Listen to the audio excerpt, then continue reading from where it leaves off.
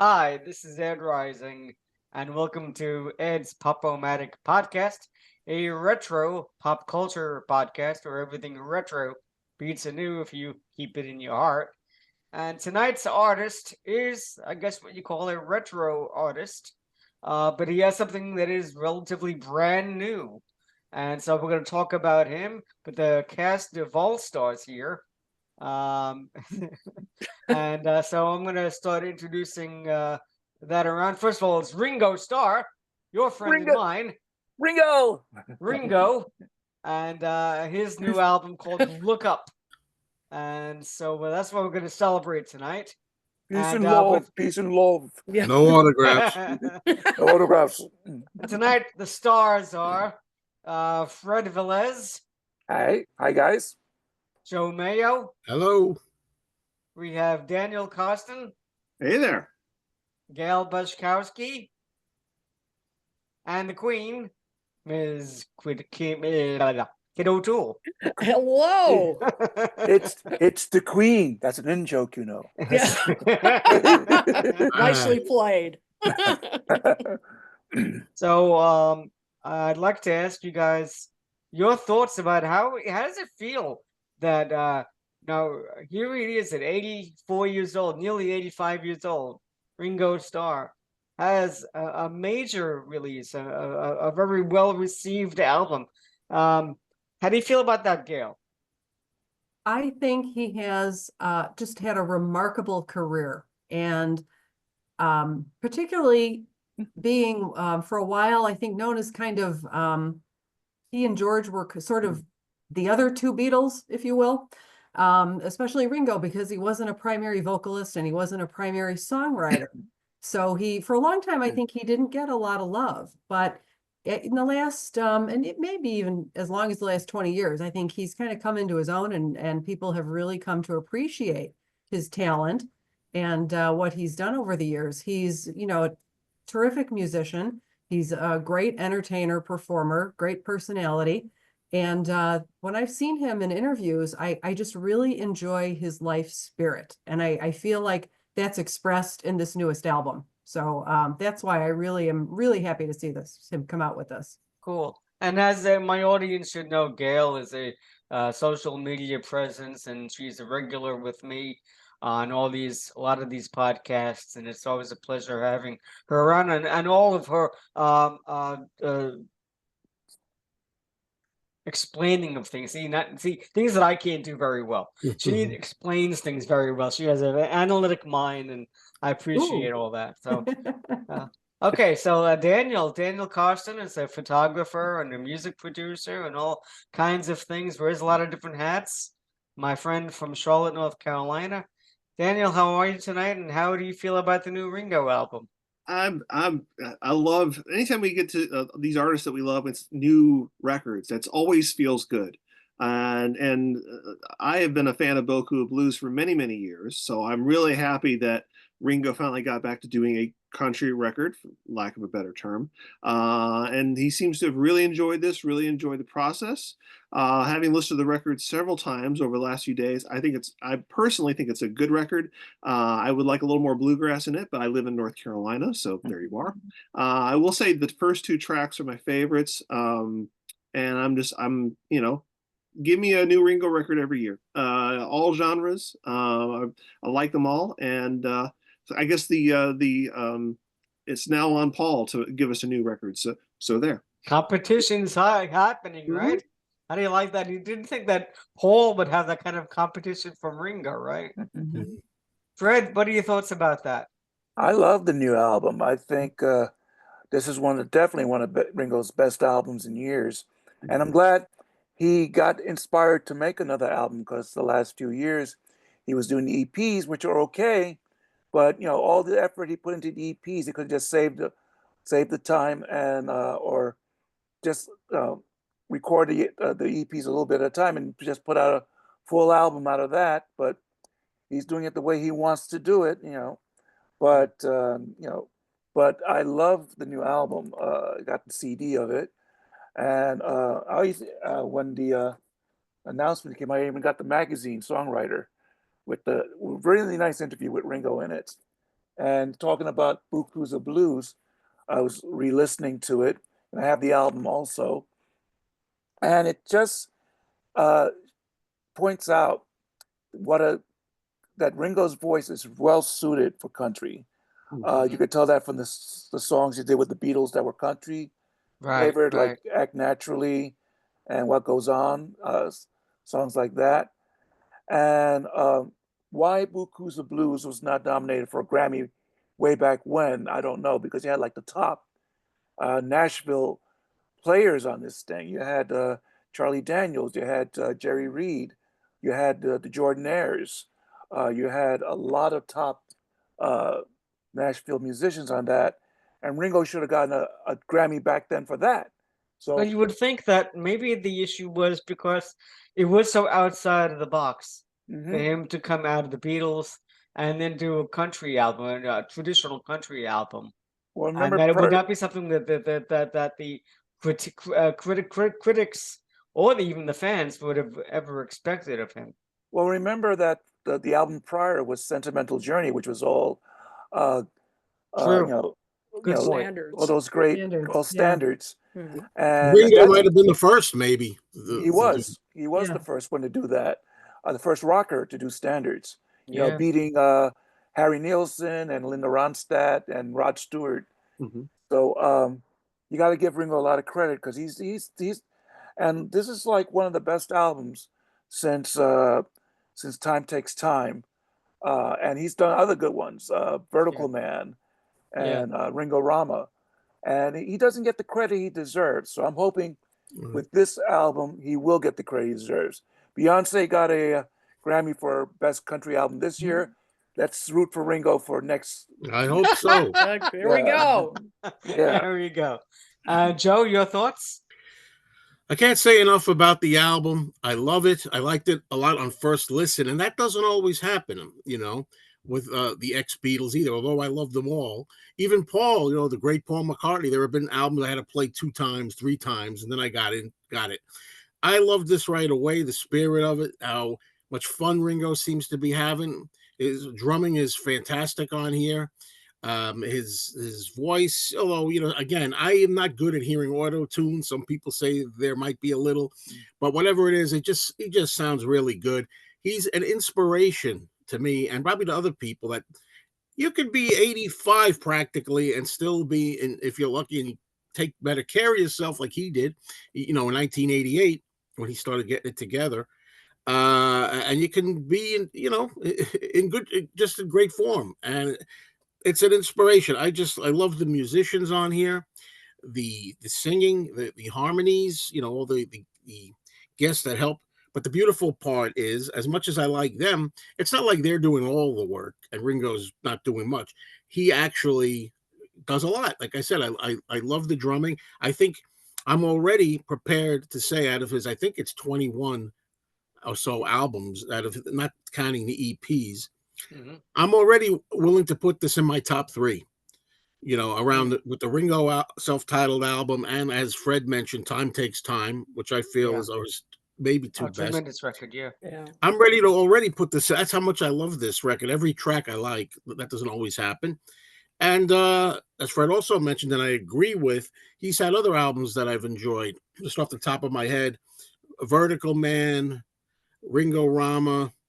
I liked Why Not, but not for everybody. And I even liked What's My Name. I wasn't crazy about the title track. Same for Ringo. Well, look at that, the Vertical Man. Yeah, See, Vertical Man. Oh. There that's you when go. he shook your hand, right? Yeah, that's when he shook my hand. Yeah, That- I that's- remember that photo. Yeah. I have that Oh, book. that's very cool. I have that story in my first Monkeys book. That I was in line at Tower Records when Vertical Man came out, and also I think it was the songwriter, the VH1 songwriters, Storytellers. Storytellers. storytellers. Another great live album. Right. And I was nervous, getting online, and there was Ringo, and Ringo offered his hand to me. I didn't I didn't put out my hand. He Yeah, put out yeah, his hand to me. I just, because I think he saw that I was nervous, and doing that helped to calm me down. And it was one of the best moments ever. It was not just meeting a Beatle that close, but to shake his hand. Wow.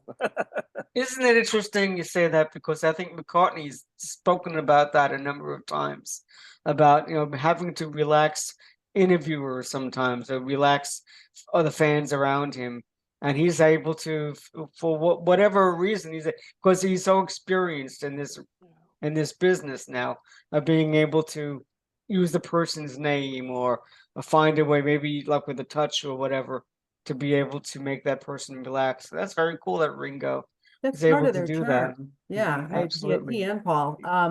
Joe, you made a good point, I think, when you were saying that Ringo really, I think, has a presence on this album. It's not like he's an older rocker and he's phoning it in.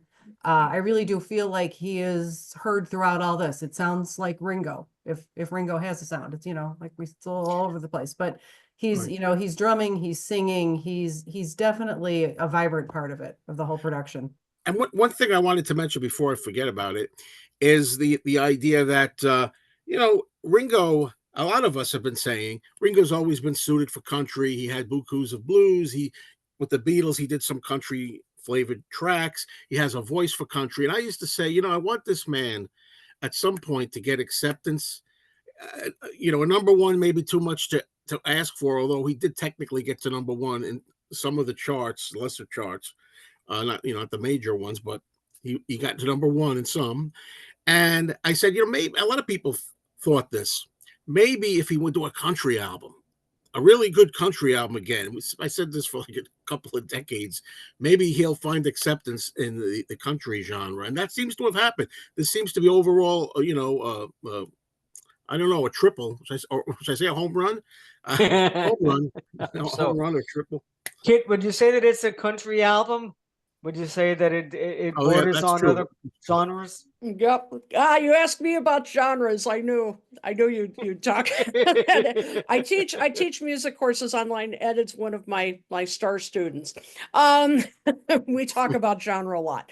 Yeah, it's really interesting, because I think it's not straight country all the time. I mean, as Daniel mentioned earlier, yeah, there's really no like bluegrass, which I agree I would have liked too.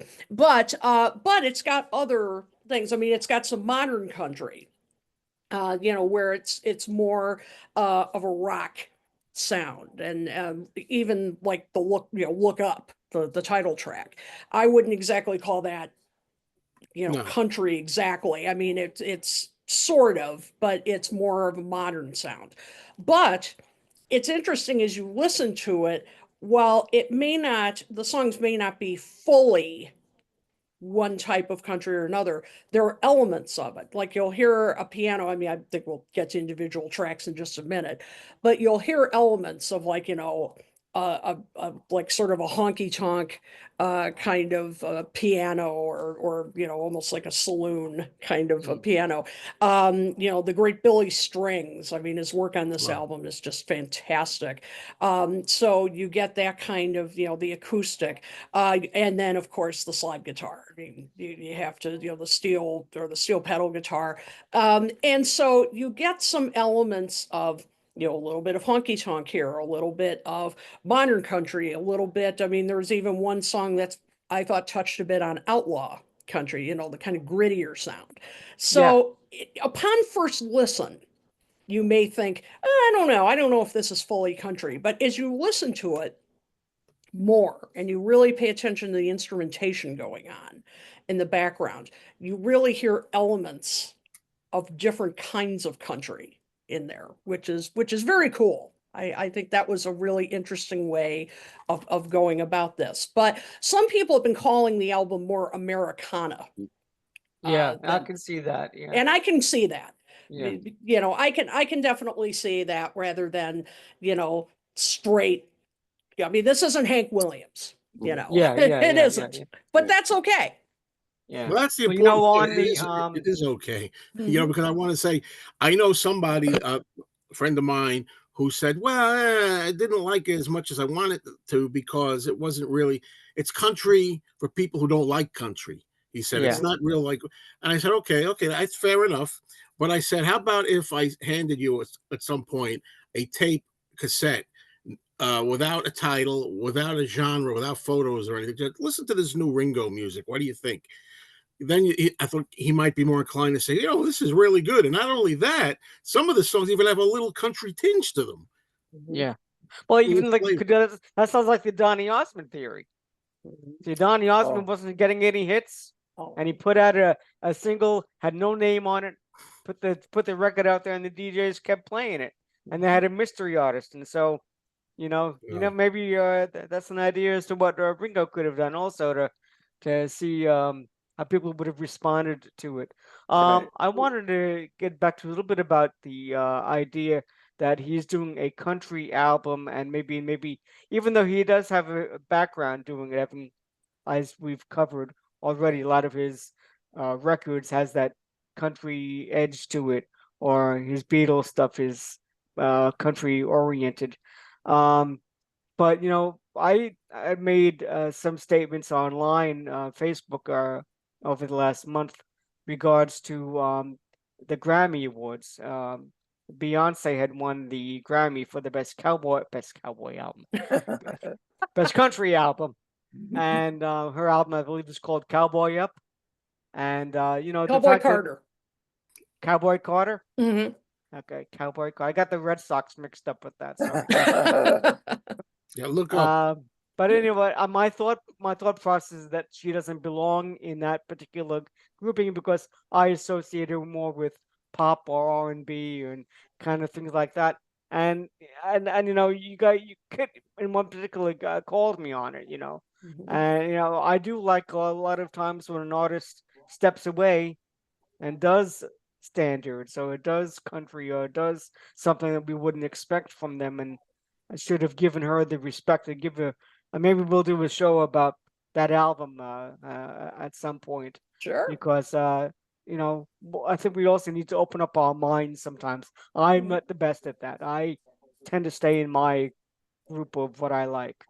And so that's definitely something I wanted to bring out, so people could also look at Ringo's album in that same way, because here we are, somebody that's, act naturally might be the country song, but you're thinking about him and Photograph and, On My Mind and stuff like that. And it wouldn't expect me to put something out like this that's really an artistic statement, and working with all the different people that he's working on here.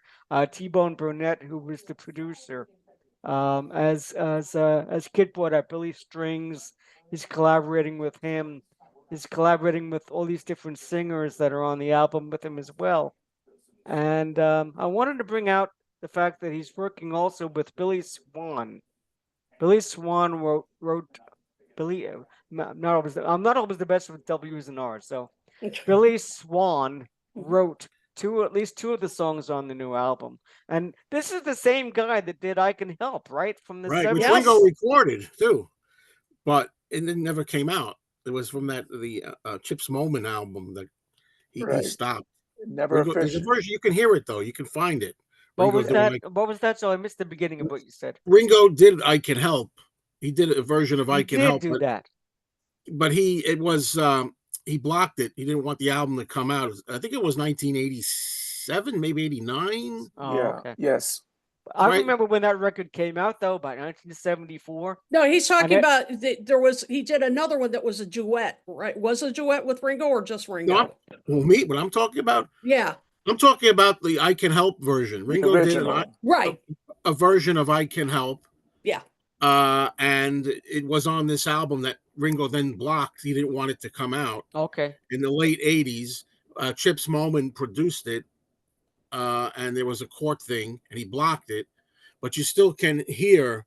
I don't know if it's on YouTube or whatnot, but you can still hear it. It's around Ringo's version of "I Can Help." It's on certain Dutch imports. Sure, Dutch imports. Wow. I figured. And I think, in my opinion, he's well suited to that song. Yes. Well, I remember when the record came out by Billy Swan in the 70s, and I'm thinking, this is Ringo Starr. It sounded like Ringo, Right, a lot of people had the same opinion. I love that, I love that song. Mm-hmm. So I thought maybe we could go through some of the songs, some of the ones that we liked, or that we would want to comment on. If you have one or two tracks you want to talk about, on the album. I'm gonna make just one remark on the song "Breathless." I liked the song very much. I think it was a very good song. I love the drumming, as Joe brought it out. He Yeah. really, when you're listening to Ringo, you're thinking about him as a drummer, because that's what he's identified as. And so I thought his drumming was really creative on that one there. But I didn't think it was the best song to use as an opening for the album. I would have used "Look Up" as my opening track for the album. But that said, if anybody else is ready to go on, Daniel, do you want to start I'll talk talking a little about it? bit of it. Yeah, I Okay, think good. Breathless, I think, is my favorite song on the album. I really like kind of the skip beat that Ringo's doing on this song. It's definitely the first time I heard, like, that's Ringo. That's not, forget the vocals, like the backing and that thing, the rhythm that Ringo brings to a song. So Look Up, I would put as my second favorite. You mentioned some of the work of Billy Strings on 3 songs on this album. It's sort of like the thing we mentioned T-Bone Burnett. This is very much a T-Bone Burnett record, both in writing and production. This is a kind of sound that, and it kind of veers more toward, it's not even so much Americana, it's like T-Bone's own version of country and Americana. So even when he was working on the Down from the Mountain tour, and I got to work on the Down from the Mountain tour as a tour photographer, and Over Other Where Art Thou, there was definitely a sound that that T-Bone brought to all of his productions, and he definitely brings that to this record. And he definitely found a sound. I believe he wrote a lot of these songs together and presented them all to Ringo. So it's definitely a collection of songs that are meant to be put together. So yeah, I would say, and you mentioned the one of the other songs that goes a little more towards outlaw country. Definitely like that. Love them turning up the guitars a little bit, and yeah, just good songs, good melodies all the way through. Before I let you go, regards to T-Bone Burnett. Now you worked on a tour with him as his photographer, or what? Actually, I was the tour photographer. I did some of the tour photos for the famous Down from the Mountain, which was the Oh Brother, Where Art Thou? Oh Brother won like 6 Grammys in 2001, and they put this out on tour. And the second night of the tour was in Spartanburg, and I was there photographing it for a magazine. And the tour liked the photos and basically said, "Okay, we're doing the summer tour. Come along and shoot that." So I shot several dates on the summer tour. Every night you're hearing Carter Family songs sung in hockey arenas and this and that. And actually, a longer story is that whole experience led me eventually to work with the Carter Family and Johnny Cash, because everyone on that tour was like, "Well, if you're getting more into this music, go back to the source, go back to where it all started." So Cool. yeah, I've met T-Bone before. He's a nice guy, very tall man, very big man. He definitely has, physically, he in person, he has a presence, and I think you feel his presence throughout this record. Cool. Gail, any thoughts? Any particular songs that you liked? Oh yeah.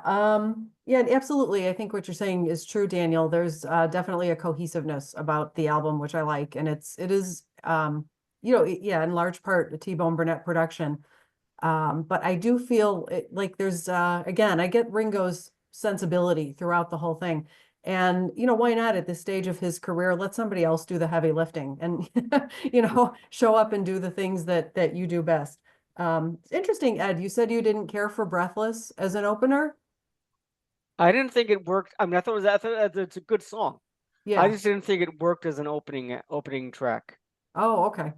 I liked it. I thought it kind of eased in nicely, but I think I liked You Want Some, which was a track that really stood out to me. That was giving me some early Harrison Starr vibes, I thought. It was reminiscent of the work that they did in the early 70s together, like Don't Come Easy, right? That was, and Photograph, maybe? Right. Collaborations, yeah. So I like that one a lot. Rosetta, that's got a nice guitar solo, like Billy Strings, probably, right? Yeah. And the title tune, Look Up, really stands out to me. It's been an earworm now for days with me, so it's got some staying power. Cool. And Joe, what did you think of any particular track? Well, I could go through all of them, but I won't. I won't go through all of them. But I do have to disagree with you also. I think Breathless is a very appropriate opener to my ears. I like the way it charges in like that. And I love Look Up as a second track, which that's probably my favorite song. It's very, very pop oriented, rock, pop rock. And I was thinking it should have been the first single, although I think they went with Time on My Hands because they were they wanted to push the country-ish vibe to this. But otherwise, I think Look Up would have been great. I love Molly Tuttle on this thing. I never heard of her before. I confess. I think she's fantastic. I love her voice. Made me want to think about listening to other records she's been on. So anything that she's on, like I Live for Your Love, singing with Ringo, I like, and Can You Hear Me Call is one of my very favorites with the two of them together, like duetting on there. Rosetta is a really intense track. I think that's the closest we come to like a heavy, maybe rocker. And I just want to put in a little support for a song that nobody really likes too much from, well, not that much so far from the people I've talked to. That's Never Let Me Go. A lot of people say, well, he repeats that too much, but there are a lot of other lines going on. That's the chorus. But we talked about his drumming. Like I urge people, listen to it again. Listen for the drumming too. I love his drums on this. I love the whole album of his drumming, but I really like it on Never Let Me Go. And when he sings that line, that's been a while. We will make what's tangled come unwound. I like that line. Very cool. Fred, any particular songs that you like? Time on My Hands, the first song that came out as the digital single. I liked it very much. I actually put the music video of it up on my Facebook page, and a lot of people commenting how beautiful it was. And some of the other songs are really good. I really enjoyed. Now, Come Back with Lucius on it is good. And this is a funny thing is that when I used to be a tour guide at Madison Square Garden way back in the day, one of the members of Lucius, who was the band was just starting at the time, was a co-worker with me as a tour guide, and she I forget which one it was, because I know there's two of them there, but I got their first. She gave me their first CD, which I still have. And I'm very happy that she and her partner have succeeded the way they have. I mean, they're on a Ringo Starr album. There you go. Right. You know, so I'm very happy for them. String Theory is great. Never Let Me Go, I like. Breathless, Look Up. They're all terrific songs. One of the things I like is that there is pedal steel guitar on it. And most of you guys know that I'm a huge Monkey fan. No. No. You want to write a couple of books. I should write a couple of books. But it's because of my Michael Nesmith. A lot of the songs, especially with the pedal steel guitar, reminds me of Red Roads from the Michael Nesmith's albums. So that's a nice touch, which I like very much. And since we lost Michael Nesmith a few years ago, it was nice hearing that pedal steel guitar again. So thank you, Ringo, for bringing back those great memories again and for putting out such a great album. Cool. And Kit, let me ask you, regards to any particular songs that you liked as well. I don't know if you guys all picked up on it. We all kind of, whenever I listen to a Ringo Starr album, I'm always listening for the Beatle connection. Where is he going to reference this, or where is he going to reference that? And I found, particularly in Rosetta, I think I was laughing to myself so much, just thinking about where they came up with the idea to write a song called Rosetta. Yeah, I'm saying to myself, what Beatle didn't connection even is think of this? that. So was there, are there songs that you like, Kid, or are you consciously aware of any Beatles connection on the album? Well, I could start with the ones I like. Come back. I'm glad you mentioned that, Fred. That's one of the highlights for me. Um, Ringo has talked about in interviews in the past that, and I think he mentioned it recently too, that you know Roy Rogers, Gene Autry, those movies were such a big influence. Well, here it is, folks. This song. I mean, I could absolutely picture this in one of those movies. I love Lucius on this track. I admit I was not familiar with Lucius, and I will definitely look into them more after this. I love their backing background singing on this. It gives it a real retro kind of feel. And Colin Lindell on the resonator guitar, oh, beautiful, beautiful on this. Gives it that extra twang, and it's just this is one of those songs that just fits Ringo very well. It's a kind of a character song in a way, it's kind of the lovelorn sort of character saying, come back and come to it. But it's just, it sounded like something out of like the 40s or 50s. Yeah, and I love that.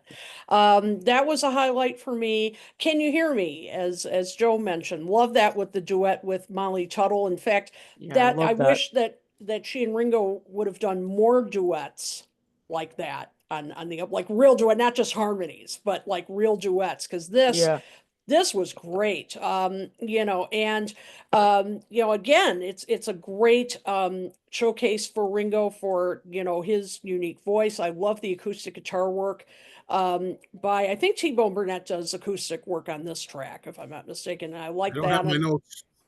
Yep, and Molly Tuttle, I think she plays on this as well. Mhm. Love their chemistry on this. Rosetta, as the kids say, is a banger. I love Rosetta.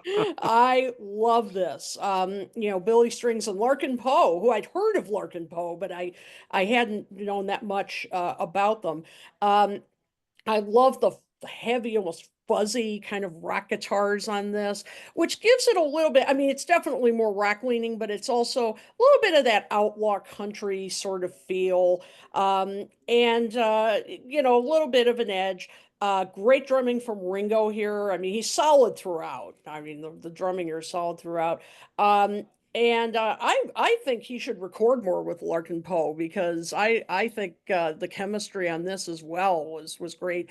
And finally, You Want Some, which I know has been mentioned before. Yeah. Really fun. Yeah. And great song written by Billy Swan. Ringo sounds like he's having a blast singing this. You can just tell. And the beat is even somewhat similar to I Can Help. I went back to listen to I Can Help, like, oh, it's a little slightly similar in beat. So okay, Billy. But I really think he just sounded like he was, and he sounds like he's having a blast with the whole album, but there particularly, I think he just, and again, great showcase for him. Those were my four top songs. Cool. And I he also loved Thankful. Yeah, Mhm. well, I think yeah, Thankful is a beautiful record, and it really fits at the end of the album. And it's not silly. He does make the peace and love reference, but Yeah. he's not One time. overplaying it. It was We'll give him it's one nice. time. Yeah. I like that you said that, and I feel the same way about it being at the end of the album. When it dropped as this, I think the second, I think it was track. Yeah. I thought to myself, well, it sounds a lot like what I'd expect from Ringo's EPs or something. Yeah. It wasn't that knocked out by it, but I love it where it is on the album. And sometimes some of you feel like sequencing helps sometimes a song, believe it or not, to me, depending where it is sometimes. Yeah. I was wondering also, since this album, and now of course they couldn't have known this a year ago or whenever it is when they started breaking the record, that it would have the success that it's had. And we all know success with retro artists is weird because we've seen it with Paul, where the album will hit #1 for a couple of weeks and then go right down again, and maybe it'll make it in digital sales, or maybe it'll make it in physical sales or whatever. But this one seems to have managed to hit a chord with people. I think this has gotten some really good. I mean, he's been on every show. He's getting so much marketing on this record, and it's really a pleasure to see that happen for him. I'm wondering, were there additional sessions that for tracks that were not used, and maybe there is a volume two to follow? Is there any word of that from anybody's Beatles sources? We'll have to wait for the deluxe version.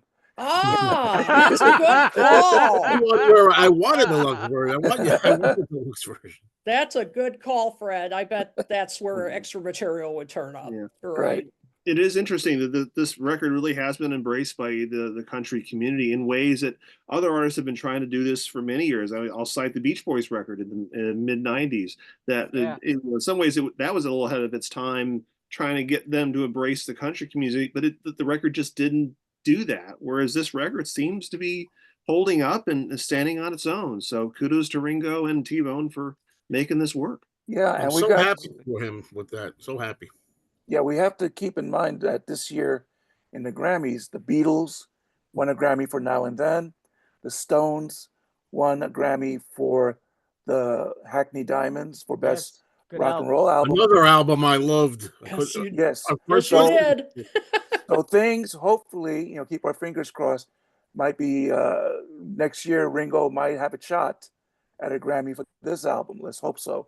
And also maybe I even- hope, And let's hope next year they actually put it on. hello, Uh-oh. we Uh, lost Ed, no, not the host. the No. host. We can't lose the Uh-oh. host. What would we do with Mm. on ourselves? the actual broadcast of Oh, he's back. Oh, except no Oh, sound. hold on. Oh, My internet connection is unstable. Can you guys hear me now? yeah, can see yeah, you we can now. see and hear you now. Yeah. So I'm sorry. So my comment was essentially, I hope that in the next to Grammy Awards, whether this is nominated or not, that they put the retro artists in the regular Grammy Award program that's broadcast on TV, as opposed to putting it online or on the lunch break, or so nobody gets a chance ever being able to enjoy it.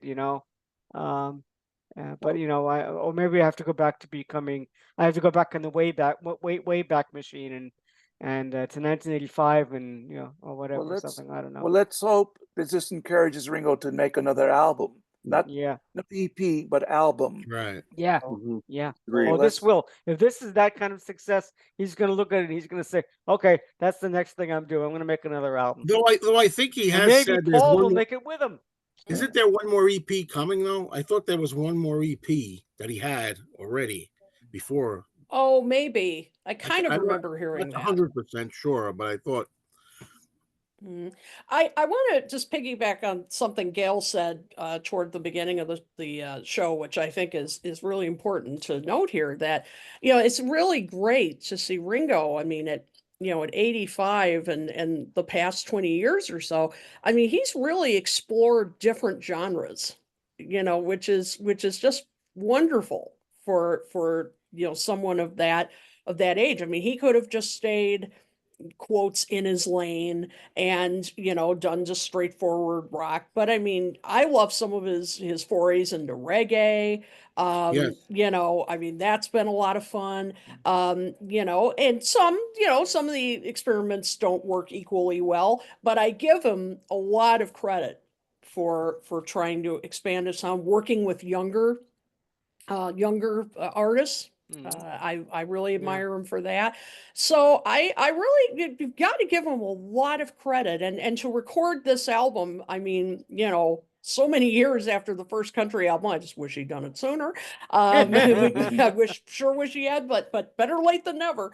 But it's just so incredible that he's still challenging himself Well, Yeah. after all this time. well, he did do house music with free drinks. Yeah, that's That's what- right. I mean, seriously, yeah, right. And But he it's- has always had a country tune on most of his albums. Most of his Mhm. I mean, he had a Write One for Me with Willie Nelson. yeah. I would love to see if he does. I know he's going to be doing the Grand Ole Opry soon. If it hasn't done that yet. He hasn't done it yet, right? This month. It was this month. Right, Yeah. okay. Was it last week, or is it coming up? I can't I remember. I think don't it's know why. coming I think up. the 21st. I think. Right. So if he does that, it would be nice if Willie comes up Yeah. with him and does write one for me. That would be Yeah. that'd be very cool. Cool. All Does right, he so still, let does me he have any ask plans? everyone if Oh. there's a favorite Ringo album that they'd like to just make a mention to, or though, and then we'll kind of go around and give everybody's information and so forth. Joe, could you start with that? Could you tell me your favorite Ringo album? You know, I hate to be predictable. I hate to say, oh, the self-titled Ringo is the best album all the time. But you know, that goes without saying. But after that, I really want to plug for those who may not know, Time Takes Time, which Yeah. really I call it a comeback album, 1992, and it Yeah. didn't chart. It wasn't promoted heavy enough, and people, with all due respect to Ringo, probably didn't want to know at that point, and it's a shame. But you know, charting isn't everything, but it should have done better. Yeah, so I definitely would say if you only listen to one Ringo album that you haven't heard, I say newer. It's funny how old 1992 is at this point, Right. but I would say give that one a shot. You know, Time Takes Time. Gail, And is there an album that you like? Yeah, I gotta go with the tried and true. I'm a top 40 kind of girl, so I like Ringo. Cool. But I'll give shout out to Goodnight Vienna, because that's the one with the no-no song on it, right? And Yep. yeah. and Snookeroo, which is good. Yeah, I like that a lot when I was a kid. And So Daniel?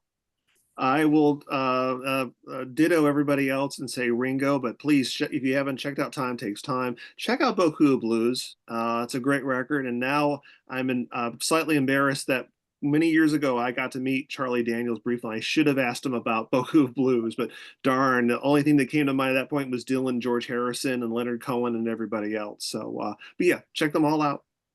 Cool. And Fred? Fred, well, oh, me, Fred. Yes. Time Takes Time. This is like one of my favorite Ringo albums, but I got to go with the self-titled album and Goodnight Vienna as well. And later on, Ringo Rama and Vertical Man I love, you know, because you have George and Paul on that album, and Ozzy Osbourne, and a lot of other people on there. Yeah. So, Yeah. and I love the title song, Vertical Man. I thought that's the most Beatlesque song Ringo had done in years. And so, got to check out the entire catalog, you know, because there are Oh, yeah. a lot of gems out there. And I know people say, oh, it's Ringo, he doesn't sing that well. Well, you know, he has a unique voice. It's suited for country. It suits a lot of the songs he does.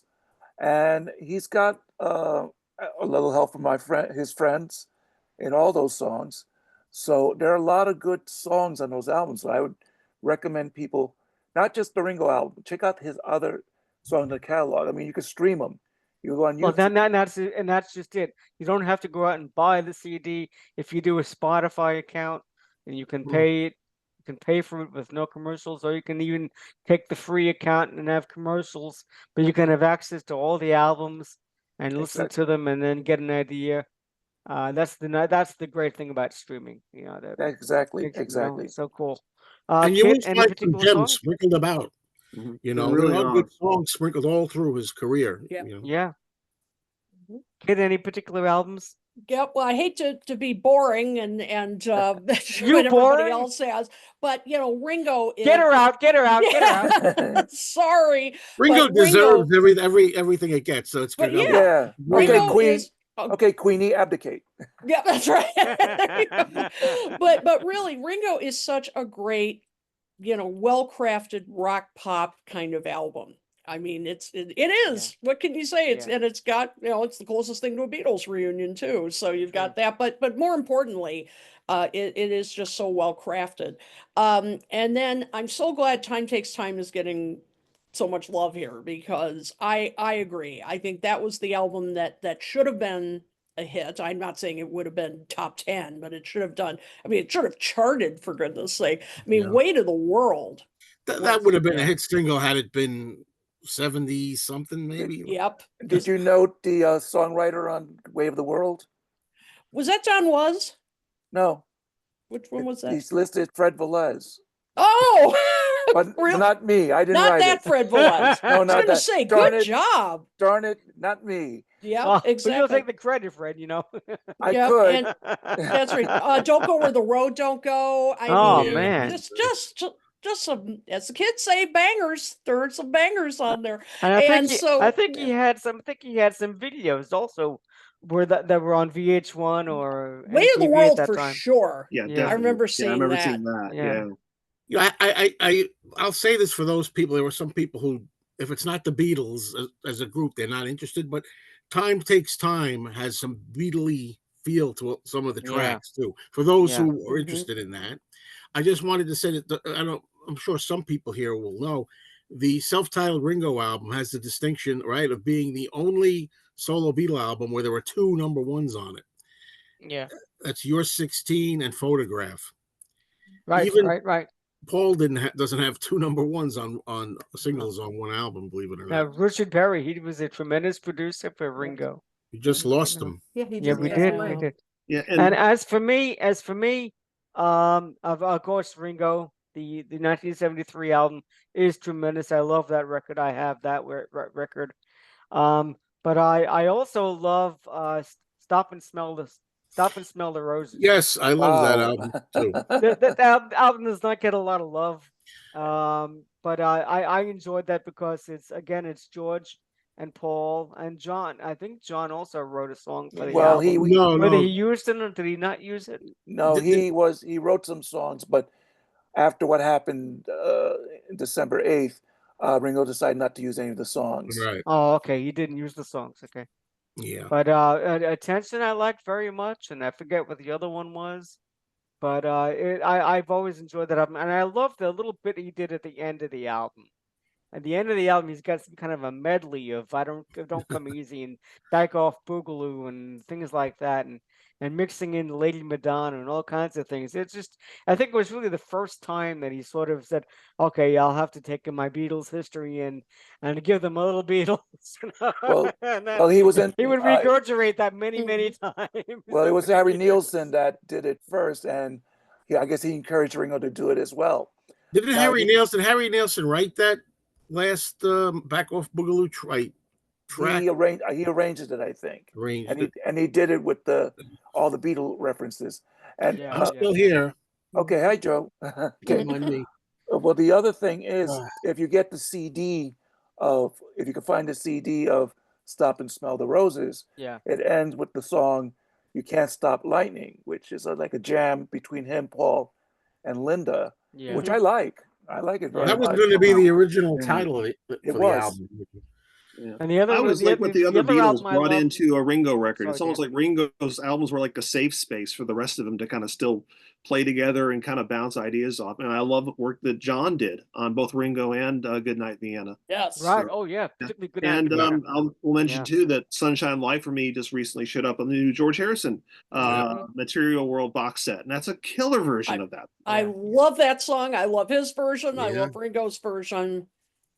Underrated song. Love it. You know, George and Ringo was always that connection between the two of them that you just loved. You know, just and the other album I wanted to mention was his Christmas album. Oh, I yeah. Want to Be Santa Claus. That's a well-produced album. I love that album. And a lot of fun and a lot of enjoyable Ringo-isms and stuff like that. But he's just having a time of his life, playing all these songs and doing the only version of Christmas. Is it Christmas Time is Here Again? Christmas Time is Here Again. Right, Yeah. that you can find. I mean, that was the Beatles' 1964 Christmas song, and you can never find that. That's Anyway, right. all right. So, guys, look, this was really a lot of fun. I'm going to ask everybody to go around and give your credentials and your statistics and where we can find you. Fred, you want to start on that, please? Sure. Well, I wrote 2 monkey books, and here they are. A Little Bit Me, A Little Bit You, The Monkeys from a Fan's Perspective, and A Little Bit Me, A Little Bit You 2, The Monkeys from International Fan Perspectives. And both books you can find on Amazon.com as both print and Kindle. And if you would like a signed copy of the books, you can get it on my, I don't know if that's coming out okay, my website, freddiePop.wordpress.com, for signed editions of the book. So I hope people will go out there in a buying frenzy. Okay, and Gail? I have no credentials. Ed has to vouch for me. You got credentials with Everywhere. us, Gail. Yes. Thank you. Yeah, no, I'm just a pop culture fan of the 60s and 70s. So if there's a site on social media that covers that, you'll probably find me there. Very cool. Daniel? I do way too much stuff. So I'll mention a few of these. So DanielCoston.com, Instagram, Daniel Coston Photos. The record I co-produced, the forthcoming The Becky Story, Good to Know, is out, February 28th on Omnivore Recordings, and it's already getting a ton of press, which I'm really proud of. I've got a few other records I've been producing. It's out now or out soon. I'll mention my friend Dane Donahue just did a class with Kit. I did some of the photos for Dane's new album, LA Rainbow. Love that record. Check that out. I'm hoping to tell you guys more soon about a Ched and Jeremy archive project that I'm working on. It's been really, really amazing. And then I'm looking to release a series of books of interviews I've been doing over the last 30 years. So, DanielCoston.com, all the above, and just Daniel Coston on Facebook. Shoo! It's a lot of stuff. Too much. Oh, that's wonderful, Daniel. Okay, now we have two guests with us today. They're from the very popular podcast Talk More Talk. So, Joe, could you go first and share your information, please, and where people can find your YouTube channel and whatever? Okay, well, as you said, I do a show called Talk More Talk, solo Beatles video cast here with Kit O'Toole and other fine people. And then my main thing that I've been doing it'll be coming up to 13 years, is my YouTube channel called Mean Mr. Mayo, which is like a spoof on Mean Mr. Mustard. And it has mostly Beatles and solo Beatles content, as you can see. But for fun, I do rant videos, these little things that we encounter every day that irritate us. I just go off on that for fun.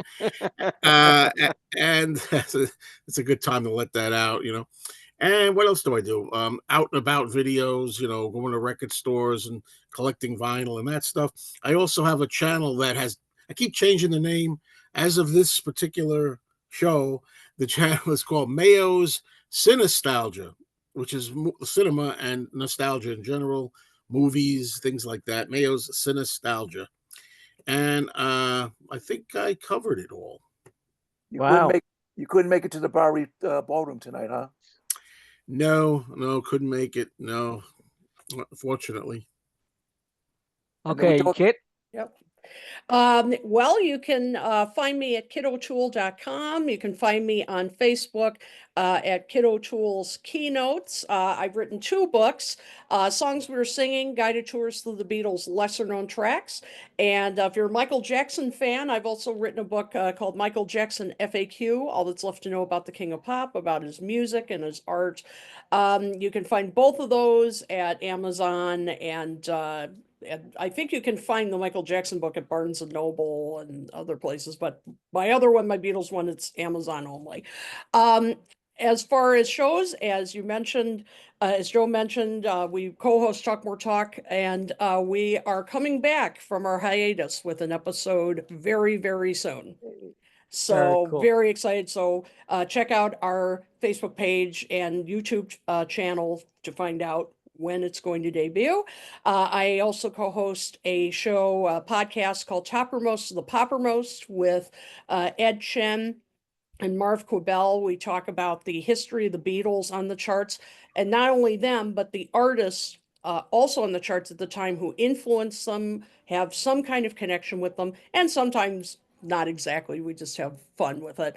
And you can find those episodes at toppermostofthepoppermost.net, or you can join our Facebook group and you'll be notified of any future episodes. And finally, as we were sort of referring to Ed and Daniel, I teach music classes through Monmouth University.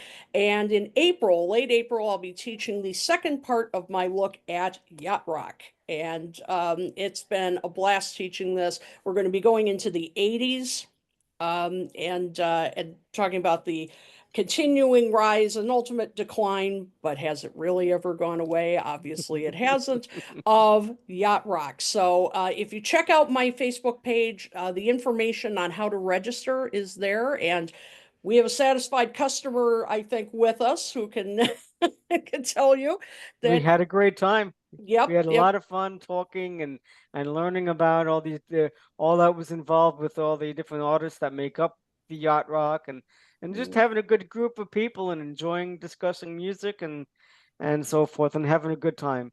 So Yep. yeah, so we did that, and I'm very glad that my listeners and my viewers are checking us out here for Ed's Pop-O-Matic podcast. You can contact me at Rising on Facebook. You can check out my email, rising4 at AOL.com. You can go to Spotify or other streaming platforms to find more episodes of this podcast. You can go to my YouTube page. I've graduated to a YouTube page where you can look this up and and enjoy these episodes as well. I want to thank you and all for the support of everybody that does check it out and view and stuff, and it means a lot because we all enjoy doing these things together, and it's nice to put you know it's nice to have this time together to have a laugh and sing a song and whatever. Anyway, this is Ed's Pop-O-Matic podcast, a retro pop culture podcast. Every retro beats anew if you keep it in your heart. And I thank you very much and have a very nice evening. Good night. Thank you. Everybody. Peace and love. Peace Peace and Peace and love. Peace Good and morning, love. Brad. Peace and love.